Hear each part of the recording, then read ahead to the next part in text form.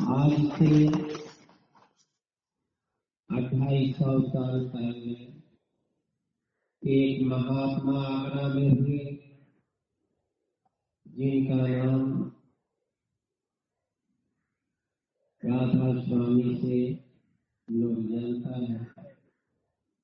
उनका ये नाम कश्मीर दयाल जी था, लेकिन ये संसार रूपी माया के नगरी में एक नाम का उच्चारण किया।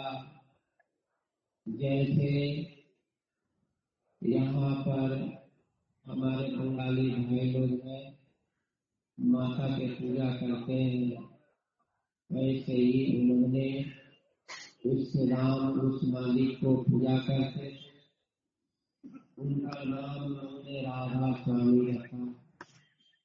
राधा के मतलब होता है आत्मा, स्वामी के मतलब होता है परमात्मा। ऐसे ही सीताराम होता, सीता के मतलब होता है आत्मा और राम के मतलब होता है परमात्मा। वैसे ही एक महात्मा ने राधा कृष्ण कहा, राधा के मतलब होता है आत्मा और कृष्ण के मतलब होता है। ये संसार में दो धाराएं उस लोक से आती है। एक को कहा जाता है नेगेटिव और एक को कहा जाता है पॉजिटिव। एक आसुरी शक्तियां और एक दैविक शक्तियां, दो ही धाराएं ये सृष्टि की रचना किया। आसुरी और दैविक शक्ति को मेल से ये संसार बना। ये पेड़ है, इसमें भी दो धाराएं है। ये घास है, इसमें भी दो धाराएं है। यहाँ जो जीव जंतु है, इसमें भी ये दो धाराएं हैं। जो चीज अपनी आंख से देख रहे हो, जिसमें खड़ा है, बोल रहा है, चल रहा है, उसमें धाराएं निश्चित अवधि के लिए सम्मानित होती है। ये सूर्य है, इसके अंदर भी दो धाराएं हैं। ये चांद है, इसके अंदर भी दो धाराएं हैं। ये आसमान है, इसके अंदर भी दो धाराएं हैं। ये पृथ्वी है, इसके अंदर भी दो धाराएं हैं। और मनुष्य है, इसके अंदर भी दो धाराएं हैं। स्त्री के अंदर भी दो धाराएं हैं, पुरुष के अंदर भी दो धाराएं हैं। जब स्त्री को पुरुषार्थ का जब ज्ञान होता है, तो पुरुष के समान तलवार उठाकर रणभूमि में लड़ाई करने निकल जाता है। छत्राणी बहुत सारे ऐसे यहाँ हुए जिन्हें संसार में पाठ किया। मर्द पुरुष के अंदर अगर स्त्री तत्व का धाराएं जब उत्पन्न हो जाता है, तो वो नारी के समान नृत्य करता और गुणगान करता। यानी दो धाराएं इस संसार में आती है। इस शरीर का उत्पत्ति दो से उत्पन्न होता है, औरत और मर्द। ये धारा है एक पुरुषार्थ और औरत जो है लेडी। इसी को महात्मा ने कहा, यह तन दुर्लभ तुमने पाया, कोटि जन्म जब भटका खाया। या तो विथा मत खोवो, चेतो चिंती भक्त। कहते हैं ये तन बहुत दुर्लभ मिला। हमारे हिंदू भाइयों के शास्त्रों में कोई भी शास्त्र करो, उसमें कोई नारायणी ने कह दिया, कोई शोकना विकास कर दिया, कोई परमात्मा का अवतार कर दिया, कोई ब्रह्म विवाद का कह दिया। जो महात्माओं ने ये मनुष्य शरीर के अंदर खोज किया, वही धाराएं उस किताबों में वर्णन कर दिया, जो आज बहुत सारे हमारे धर्म बन गए, शास्त्र बन गए। आज धरती पर 5,000 शास्त्र की लिखी जा चुकी है, महात्माओं ने लिख डाला, और आज भी महात्माओं ने इसको लिख देखा। तो यहाँ ये शरीर जो है ये उत्पन्न कैसे होता है? पति और पत्नी के मिलन से, रज से इसको उत्पन्न करता है, ये पिंड बनता है। महात्मा ने कहा यह तन, ये शरीर जो है दुर्लभ कहाँ बना? माँ के एक होल के अंदर इसको उत्पन्न कराया गया और इसको बनाया गया। लेकिन इस होल के अंदर जो तत्व ज्ञान है, जो पढ़कर कोई बड़ा विद्वान बन जाता, जो कोई पढ़कर धर्म शास्त्र का ज्ञाता हो जाता है, जो पढ़कर कोई कुछ बन जाता, कोई साइंटिस्ट बन जाता, कोई डॉक्टर बन जाता, कोई कुछ, जो कलाएं इसके अंदर निर्मित है, ये शरीर के अंदर जो इसके अंदर खोज किया वो शास्त्र बनी, और जो शास्त्र को पढ़ाने वाला जो मास्टर मिला उसको पढ़ाकर वो बना दिया। तो ये धारा एक कल दुर्लभ। अब आप समझो, आप अपने से देखो, जल के जीव को जाकर देखो, एक पेड़ पौधा देख रहे हो, इसके अंदर भी जीव की बात है। अगर इसमें घास लोगों का हरा नहीं रहे, लेकिन वो जड़ जरूरी में है, एक तत्व में है, उसको इतनी होश नहीं है, इतनी समझ नहीं है, कहीं काट दो, ऊपर से कहीं से काट दो, सूखेगा नहीं, फिर कोमल हो जाएगा, जड़ काट दो तो खत्म हो जाएगा। उसकी जड़ में प्राण है, जो तुम्हारे अंदर हमारे अंदर नाक के अंदर बैठा है और बोल रहा है, वो पेड़ के अंदर जड़ के अंदर है। जब जड़ को काट दोगे खत्म हो जाएगा।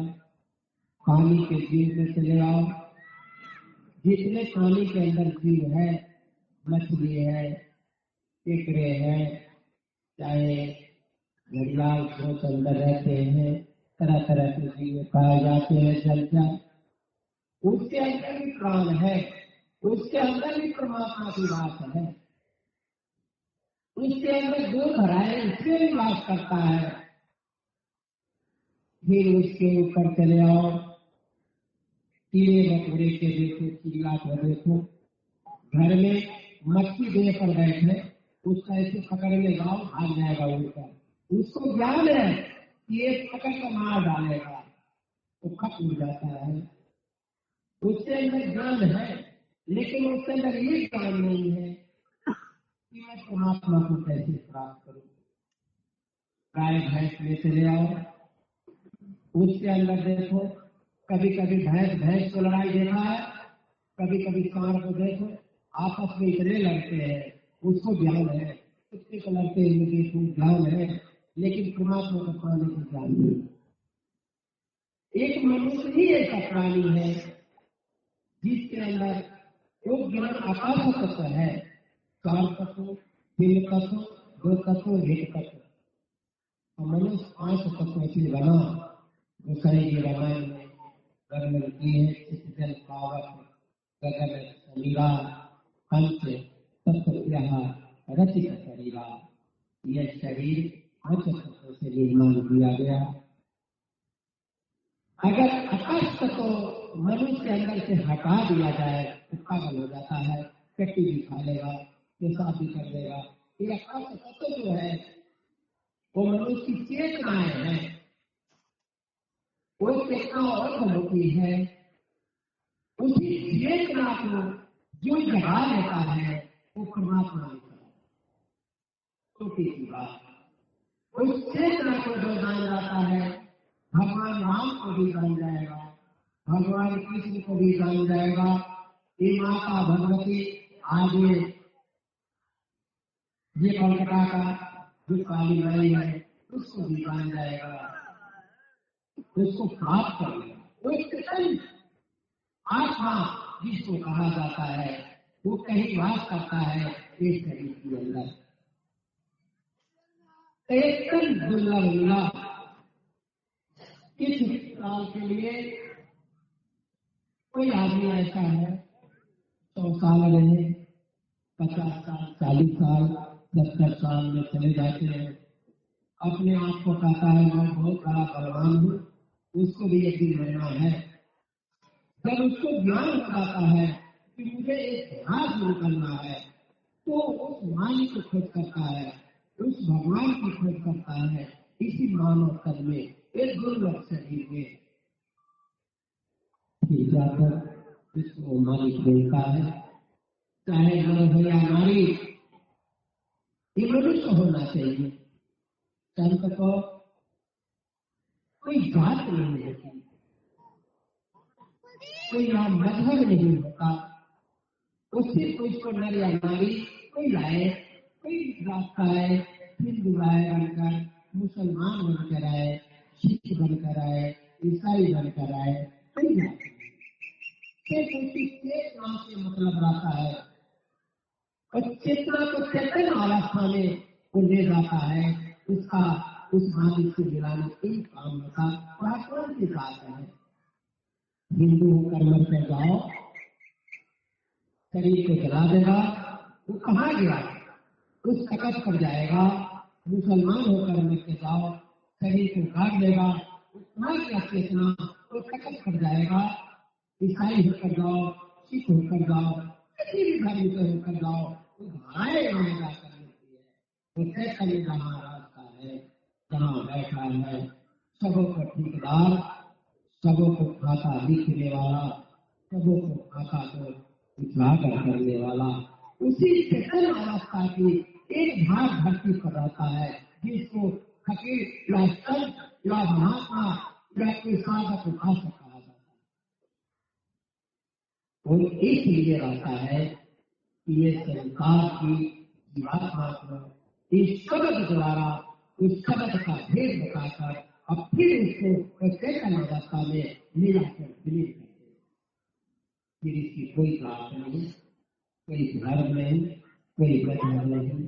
इस दुर्लभ शरीर का एक ही काम है कि इस मानव रूपी तन में बैठकर चैतन्य प्रभु को प्राप्त कर लेना।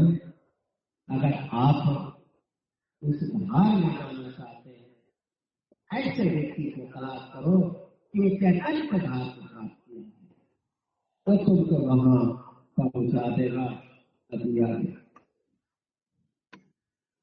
भक्ति करो तो गुरु की करना, मार्ग सब गुरु से लेना, सब मार्गी गुरु ना होवे तो झूठी गुरुवाणी देवे। अब यहाँ आ गया, भक्ति करो तो गुरु की करना, शब्द मार्ग गुरु से लेना। अगर शब्द मार्ग गुरु न होवे तो झूठे गुरुवाई देवे। ये शब्द बड़ी कुछ है। 5 तत्व आपका, 5 तत्व गरीबी का, 5 तत्व वहाँ भाई साहब बैठे हैं, इधर बैठे हैं, सब में वही तत्व है। अब फिर इंसान को इंसान क्यों पूजे? क्यों पूजे? कहेगा भक्ति उस गुरु की करो, उस इंसान रूपी गुरु का करो। फिर क्यों करे? जो उसमें है, जो मुझ में है, तो मैं इंसान को क्यों पूजू? फिर यहाँ महात्मा कहते हैं कि जैसे तेरे घर में टेलीविजन लगा है और उसकी तार अगर नेट से नहीं जुड़ी है तो कितना भी उसमें पावर डालो कोई चित्र नहीं आएगा, कोई बाधा नहीं लगेगी, आवाज नहीं करेगा। ऐसे ही ये 5 तत्व का पुतला के अंदर तो तुम्हारे अंदर जो कार है, जो चैतन्य की कार है, वो महात्मा उस कार में जोड़ देता है। इसलिए वो महात्मा पूर्ण है। तुम्हारा गुरु है, तुम उसकी पूजा करो। पूजा योग वो है कि ये चैतन्य अवस्था को उस चैतन्य अवस्था में मिला देता, ये आवाज को आवाज में विलीन कर देता है। तो इसलिए ऐसे महात्मा को इस संसार में पूजनीय माना गया। आपके पांच तत्व, उसका भी पांच तत्व, आपके पांच तत्व से एक तत्व उसका एक्स्ट्रा है, जिसको चैतन्य कहा जाता है। जो तत्व रामकृष्ण परमहंस जी के पास था, वही तत्व यहाँ सत्य के पास रहता है और उसके तत्व से जीवों को निकालकर उसमें मिलाकर उसको दर्शन कराता है। ऐसे गुरु की खोज और ऐसे गुरु की वंदना इस संसार में पूजनीय और सर्वोपरि है।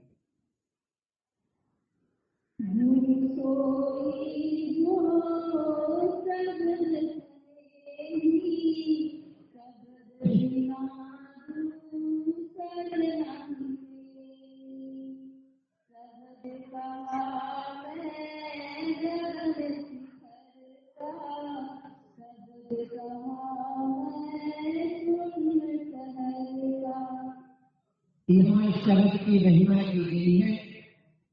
जितने भी धर्म शास्त्र है, रामायण पढ़ो चौपाई, गीता पढ़ो उसमें आयते, उसमें चौपाई, चाहे वेद पढ़ो, चाहे कुरान पढ़ो, चाहे कोई भी किताबें लेकर उठाकर देख लो, उसमें शब्द की महिमा है। शब्द का बोलो, शब्द है क्या? वही शब्द है परमात्मा। उसको महिमा किताबों में शब्द लिखा गया, लेकिन लिखने वाला शब्द नहीं, वो शब्द कुछ और है। जो सृष्टि ये हवा चल रही है, जब शरीर में लगता है तो हमको महसूस होता है हवा लग रहा है। अग्नि के पास जाओ तो महसूस होगा गर्माहट, और एयर कंडीशनर घर में बैठो तो महसूस होगा ठंडापन। तो किसको महसूस होता है? शरीर को। जब मनुष्य सो जाता है उसके लिए एकदम अंदर गहरी निद्रा में चला गया। जब सपना देखता है तो कौन सा ऐसा व्यक्ति है तो उसके माइंड के अंदर बताता है कि तू गहरी निद्रा में सोया था, अब तुमको ये चीज दिखा। जब शरीर सोए भी जाता है तो बताने वाला कौन है? वो है शब्द। अगर वो शब्द चैतन्य शब्द की आवाज था ये कोई महात्मा लेकर जाता है तो उसकी आवाज आती है। जैसे मैं आज इस माइक के द्वारा आपकी आवाज दे रहा हूं, ऐसा ही वो शब्द ऊपर से आवाज देता है, चाहे कोई तेरी के रूप में आए, कोई देवता के रूप में आए, चाहे कोई भगवान, चाहे कोई बनकर आए, तो सब एक ही रूप से धारा से आवाज करता है। उस आवाज को समझना चाहिए।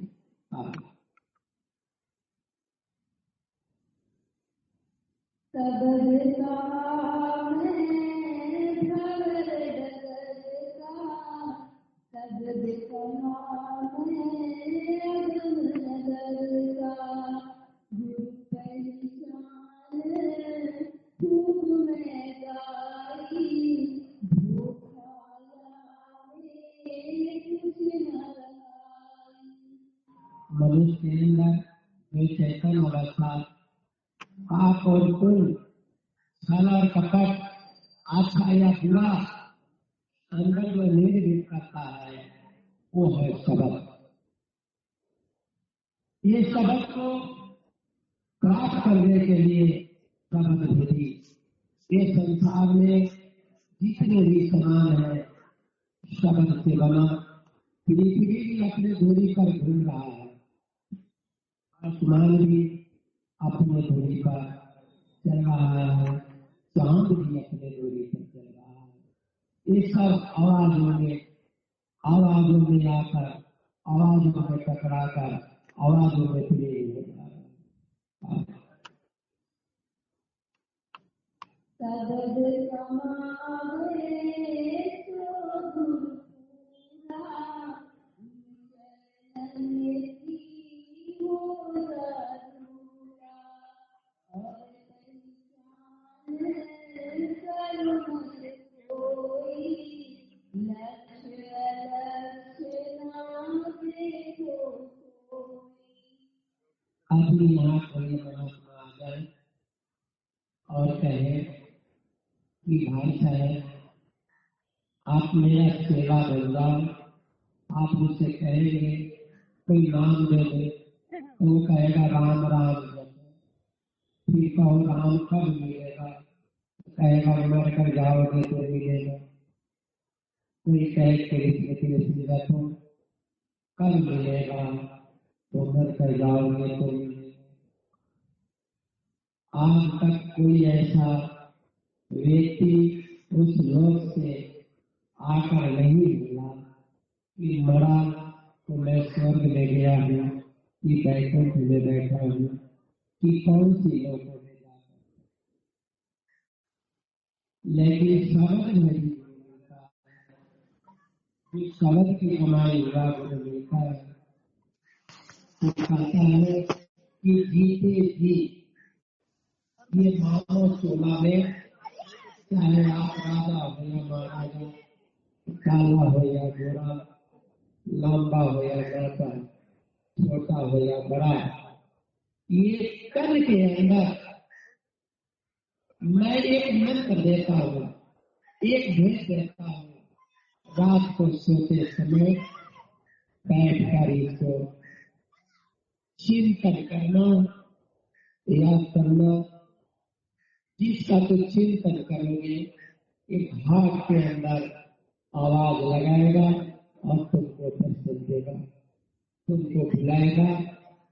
जैसे बहुत सारे महात्माएं हमारे रामचरितमानस की रचना करने वाले गोस्वामी जी शब्द देवी महात्मा थे, और उन्होंने भगवान को दर्शन किया। मीराबाई, रविदास जी, सूरदास जी, पलटू साहेब, भीखा साहेब और हमारे कलकत्ता के बहुत सारे संत हुए। एक तो यहाँ ही बेलेमठ के संत है रामकृष्ण जी, वो भी इस शब्द के द्वारा उस माता को दर्शन किया। तो ये ऐसी शब्द है, ये ऐसी क्रियाएं विद्याएं हैं। जैसे बच्चे स्कूल में पढ़ने जाते हैं, आहिस्ता आहिस्ता पढ़ाई करके PhD कर गया, पढ़ाई की समाप्ति तो किसी को पढ़ाने का योग बन जाता, नौकरी करके धन कमाकर घर परिवार को परवरिश करता है। ऐसे ही आत्मिक धन वो घर के अंदर प्रकट होकर और ये धन से लोक और परलोक दोनों बनाता है। वो है शब्द भेद, शब्द की कमाई और शब्द भेद गुरु। शब्द भेद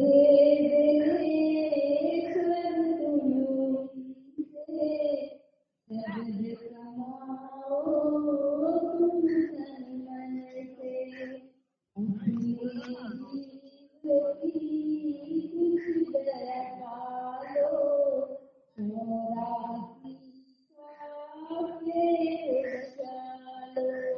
आप मनुष्य मरता है तो कहता है कि शास्त्रों में वर्णन है, बहुत सारे नरक है, अग्नि में जलाया जाता है, पुण्य से मारे जाते हैं, पुण्य नरक है, कहीं पीर का नरक, कहीं कुछ का, बहुत सारे वर्णन किए गए हैं।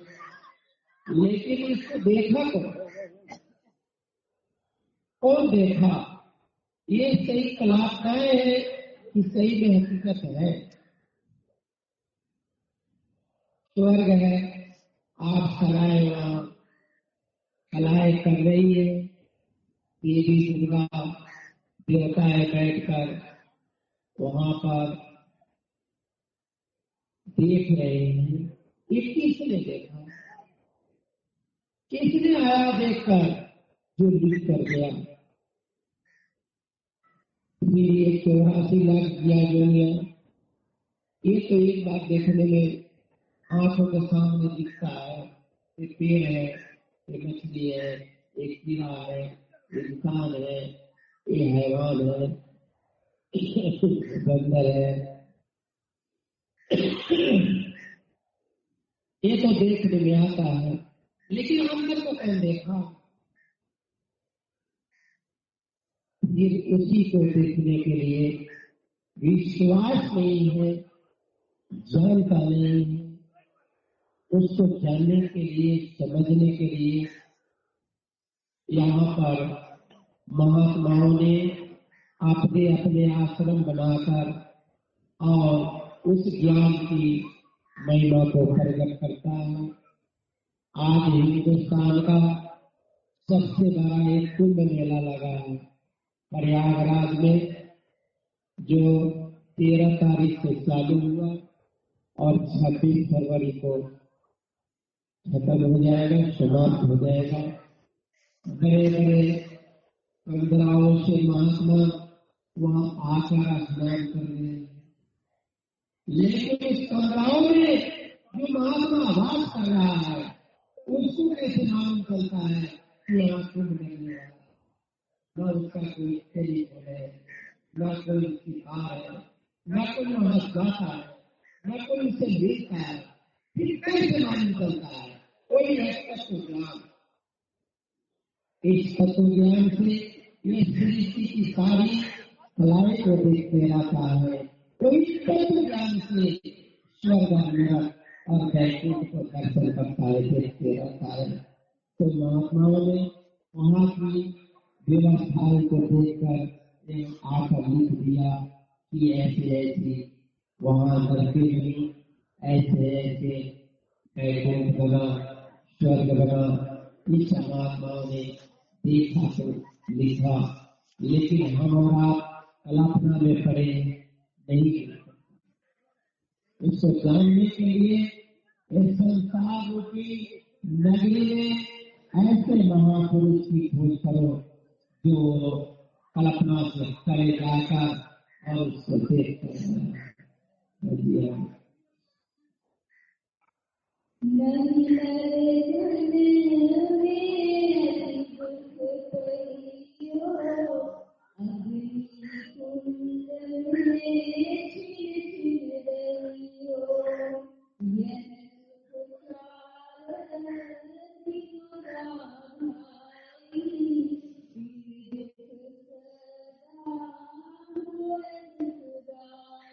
महात्मा कहते हैं तुम्हारे पास आज धन है, महल बना लिया, बड़ी बड़ी गाड़ियां खरीद ली, 10-20 साल की अवस्था मिला और यहाँ खान पान में अपना जीवन व्यतीत कर दिया।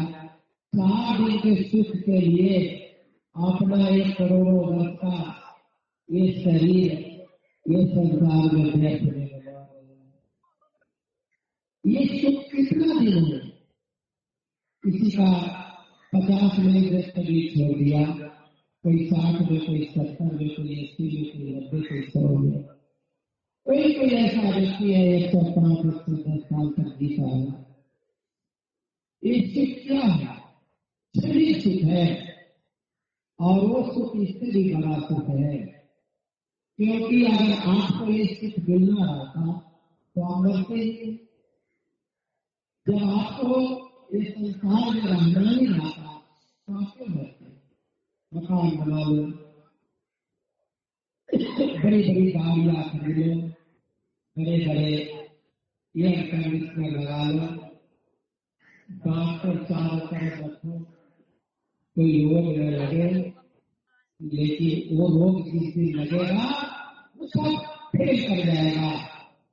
और यहाँ से वैसे ही जाओगे जैसे गंगा आया था, वैसे ही गंगे निकल जाओगे। न कोई वस्त्र होगा, न कोई रिश्ता होगा, जिस तरह लाया गया उसी तरह